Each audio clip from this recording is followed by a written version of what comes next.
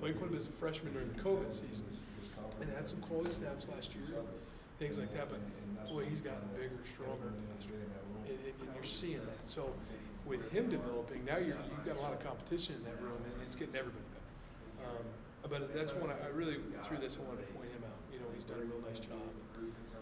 He's pushing everybody else. So that's kind of that lost guy where everybody was asking, where's Brandon Frazier? Brandon Frazier's here. So he's done a nice job. How can we get on the field? We get them all on the field at the same time. We can. I mean, that's and that just kind of tells about the athletic ability in the room as well.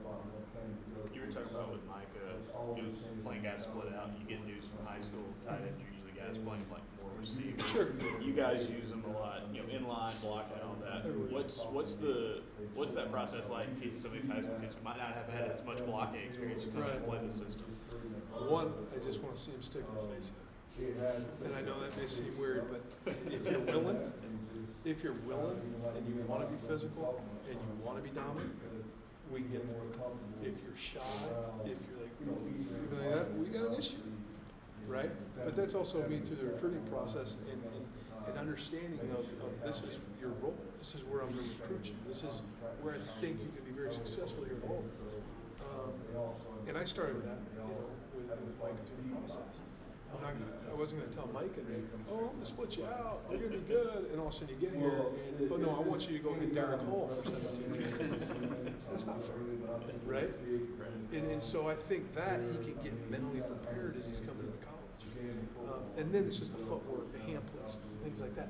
That's just going to take continual reps. And he shows signs of it, it's just not consistent. And going into practice 8, nor should it be consistent. We're sitting here practice 8 on a young man that should be getting ready for prom. So he's doing a great job. Did you see kind of the same thing with Landon last year?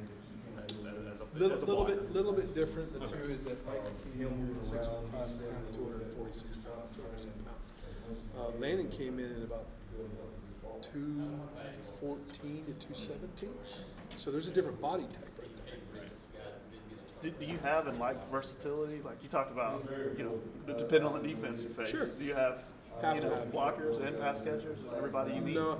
Well, I mean, ideally, do you? Yeah. I would say, but with that becomes tendencies, and so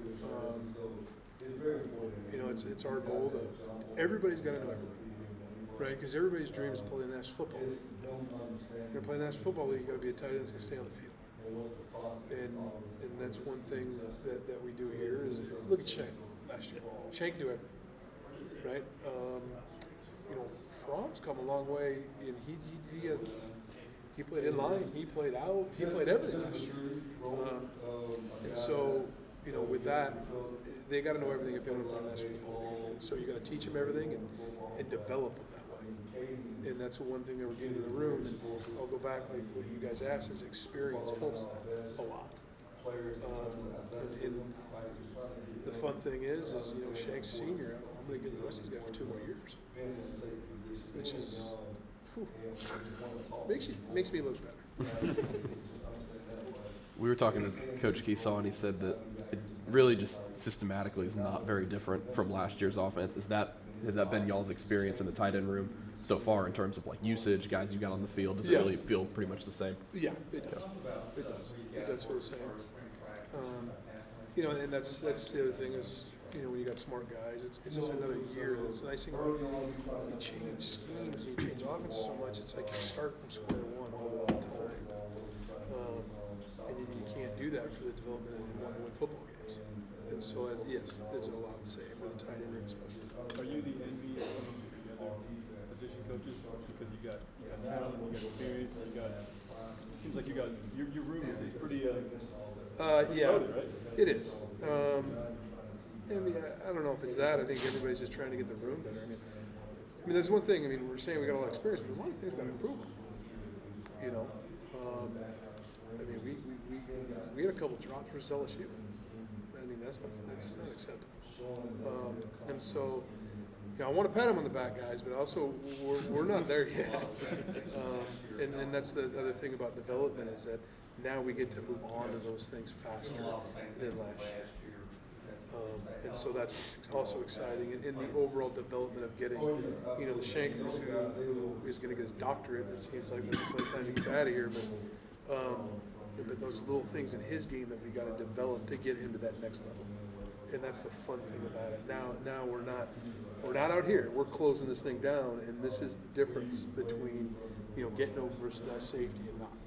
And the overall development of him and in the room is wrong. I guess with Shank, how much of a difference has it made with the passing game? With, you know, TJ and him, obviously they hooked up a lot last season. What kind of a difference does it make to have? Because, like you said, some of the receivers are not here. It's another weapon. Yeah. It's another weapon to get on the ball, right? And he's reliable. And so I think that helps. I think also helps that, you know, the other thing is when we got here, the tight ends weren't thrown to a lot. Well, now if you look at our tight ends we're thrown to last year, so now how are they going to defend them? So we got to look at that, and that's where the Shank and the little things is this much of development and getting them open, where it's going to be maybe a little bit different coverage towards us coming the year. That yet to be determined, right? But that's got to be on our mind too. How much did y'all experience that maybe over the course of last season? People later in the year than earlier. Yeah. Later in the year than earlier. Yeah. Especially, you know, I'll say,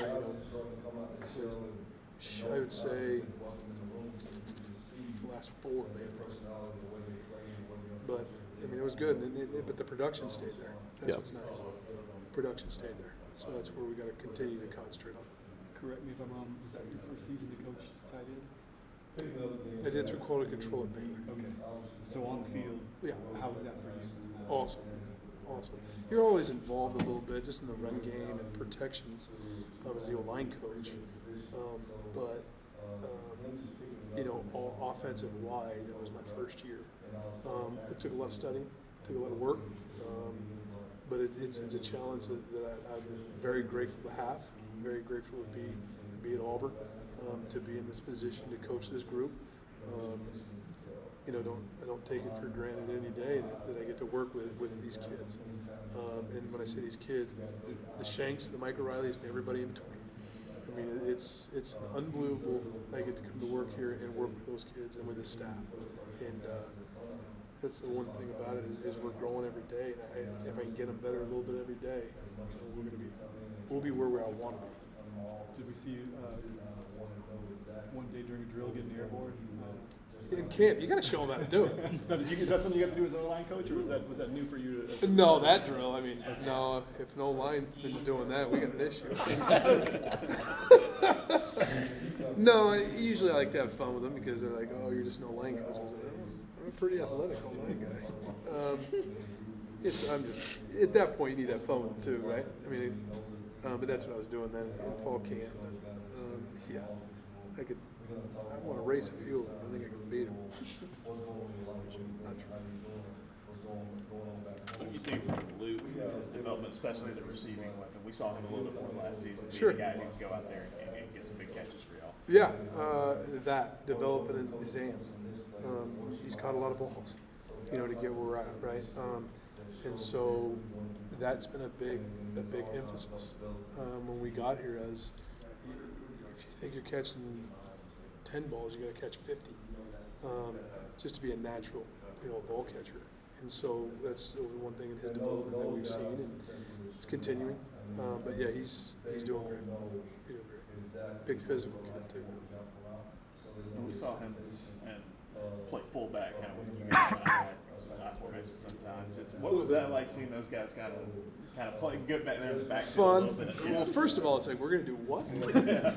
But it's fun. You know, they bought it, right? They buy in, and Shank did a lot of that last year for us. Luke's doing quite a bit for us, and there's others that are doing it. So it's formationally what we can do. But it's fun. It's fun. They enjoy it. It's just another thing we can do. Shanker got a carry on it, tight end around. He did. I think it went versus Houston. It went for 4. Luke, you'll need to get better leverage. Would have been better. I imagine that's part of the, be able to do everything. Yeah, it's the fun part of the game. Yeah, yeah. It's just the fun part of the game. Eric was talking to us last week about y'all. I know y'all look at NFL tape for every position, but mainly he said for tank, trying to optimize. Obviously, y'all are still the downhill run game. Just kind of what does that process look like when y'all get together as a staff? Maybe look at tape from NFL or somebody else and try to apply it to what y'all do. What is that process like with the staff? Well, I mean, it's, everybody's kind of responsible in their own area, right? And so Coach Cadillac does a great job with it. Kids need to see other than themselves, right? I mean, and then you take the top. The people who are doing it great, and then don't shy. If that's where you want to be, this is where it's going to take to get there. And then visualizing it, and seeing it, and things like that can help that development. It's the same thing with getting in and out of breaks and tight end, using your body, using your length, blocking, things like that. We just try to develop them other than just say, hey, here's the same block. You've seen it 14 times. Well, there's still young men that have the attention span of a gnat, some of them. And so how are we going to get, this is what you want to do, so let's take the top 10 tight ends that are rated, whoever rates them, I don't know, and break them down. And then now from there, okay, here we go. Here's what we do. And then you talk about each player of, okay, he's getting his race man. Okay, you have to look at this. And so that's the one thing about overall development and getting them prepared is that. And have them study the best. Any specific tight ends you guys point to or anybody who pops up frequently? Quite a few. I'm going to tell you. It would give away some things. Brad, you're the only guy on this offensive staff who's worked with Carson and Keesaw in the same offense before. You guys were at Boise. Yeah, you're right. I guess what was that experience like then, and like does it kind of feel the same now that kind of that brain trust is back together, so to speak? Does it feel? Yeah, it does feel the same in regards of. I know how Coach Harson wants things and things like that, and working with Coach Keesaw, I understand kind of the way he thinks and things like that. So it does help. Having things prepared, if that makes sense, and how he's going to call plays or how he's going to install plays and in the process of everything, and that's the main thing that helps. And then me, or Coach Friend will ask me, or I'll go to Coach Friend and things like that. That does help quite a bit. There's not a feel out. There's nothing. It's like, this is what we're doing. Here we go. Let's go rock and roll. And these are the expectations of the room. This is how I want it. And this is the way it's going to be. So that does help. It's fun. Thanks, Brad. No problem. No problem. You good? Hey, Brad, And then trying to put that all together. And then, like he said, with Brandon Frazier and all that, then you start seeing the growth. And now, here we go. Now we'll kick off. Good? Good? Good? You guys have a phenomenal day. Thank you.